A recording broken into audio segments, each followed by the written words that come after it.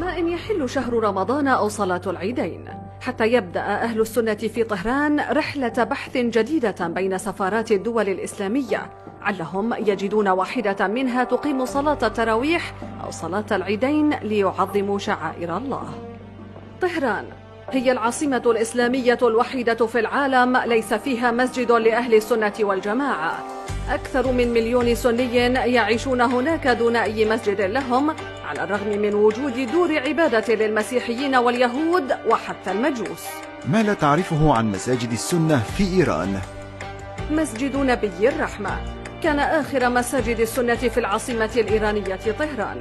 هدمه نظام الملالي منتصف العام 2015 ليبقى أكثر من 1,000,000 مسلم سني بلا أي مسجد في دولة تتخذ من الإسلام دينا رسميا لها. ليس طهران وحسب، فقد كشفت الاندبندنت فارسي أنه لا يسمح للسنة ببناء مساجد في مدن مثل تبريز وأصفهان وبقية المدن الكبرى في إيران. مساجد مهدمة وأخرى على القائمة. يعتبر نظام الملالي أن كل مساجد السنة في بلاده مشاريع تبشيرية يمكنها إن أتيحت لها الفرصة القضاء على مشروعه الفارسي المتلفع بالرداء الشيعي، ويجب القضاء عليها. وهو ما بدا جليا من تصريحات أحد المسؤولين الإيرانيين الذي اعتبر أن المسجد المكي بمدينة زاهدان بيت من بيوت الفساد ويجب هدمه. قائمة طويلة من المساجد التي أزالتها جرافات المرشد الأعلى من الوجود، ومن أبرز المساجد التي أزيلت مسجد الإمام الشافعي منذ وصول نظام العمائم إلى الحكم قبل 40 عاما. وضع الخميني حجر الأساس لهدم مساجد أهل السنة، لتكون البداية مع مسجد الإمام الشافعي في الأحواز عام 1981.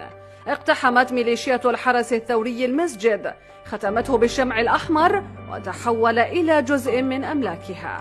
مسجد الشيخ فيض يعد واحدا من أشهر مساجد السنة الموجودة في إيران، ويزيد عمره على 100 عام. لم يستطع معممو إيران تحمل وجود مسجد يجتمع به أهل السنة، خصوصا أنه تحول إلى مركز إشعاع فكري وديني يجتمع به علماء السنة من أنحاء إيران، وتنطلق منه وفود الحج إلى الأراضي المقدسة في شهر كانون الأول من العام 1994. صدرت الأوامر بضرورة هدم مسجد الشيخ فيض. لم تتأخر جرافات الحرس الثوري بتنفيذ تلك الأوامر. اعترض السنة على عملية الهدم، وفي المسجد المكي بمدينة زاهدان تجمع عشرات المعترضين. لم تنتظر قوة الحرس الثوري كثيرا حتى اقتحمت المسجد وقتلت العشرات من المعترضين هناك. مسجد بونك فجر 29 من شهر تموز لعام 2015 أحاطت قوات من الشرطة وميليشيات الحرس الثوري بمسجد بوناك غرب طهران، لتقوم الجرافات بهدم ذلك المسجد. وقبل ذلك بساعات قليلة دهمت مجموعة من مخابرات الملالي منزل إمام المسجد، وصادرت هاتفه المحمول وفتشت منزله ومنازل العشرات من مرتادي المسجد. قوات الأمن الإيرانية وقبل أشهر من الإغلاق النهائي للمسجد أقفلته بالشمع الأحمر، وحتى بعد فك ذلك الشمع لم يسمح للسنة في طهران بإقامة صلوات الجمعة والأعياد والتراويح، ليأتي الإغلاق النهائي وينهي أمل السنة في طهران بامتلاك أي مسجد. مسجد إيران شهر آخر المساجد التي قام نظام الولي الفقيه بهدمها كان مسجد مدينة إيران شهر مطلع عام 2021، وهو المسجد الوحيد الموجود في مدينة إيران شهر بمحافظة سيستان وبلوشستان ذات الغالبية السنية. قالت مصادر في المدينة لأورينت إن أمر إزالة المسجد صدر من ميليشيات الحرس الثوري لإلحاقه بممتلكات تلك الميليشيات في المدينة.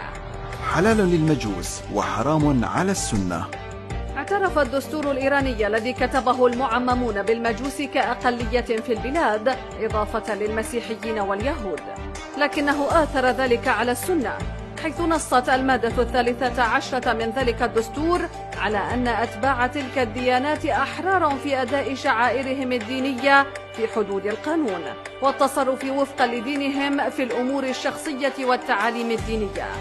المادة 12 من ذلك الدستور أكدت حرية أداء الشعائر الدينية للمذاهب الإسلامية ووفقا لفقههم الخاص، غير أن سنة إيران وعلى الرغم من أن عددهم يزيد على 20 مليونا فهم محرومون من أداء شعائرهم بعد أن وضع المعممون شرطا لأداء تلك الشعائر، وهو لا تتعارض هذه الشعائر مع المذهب الشيعي.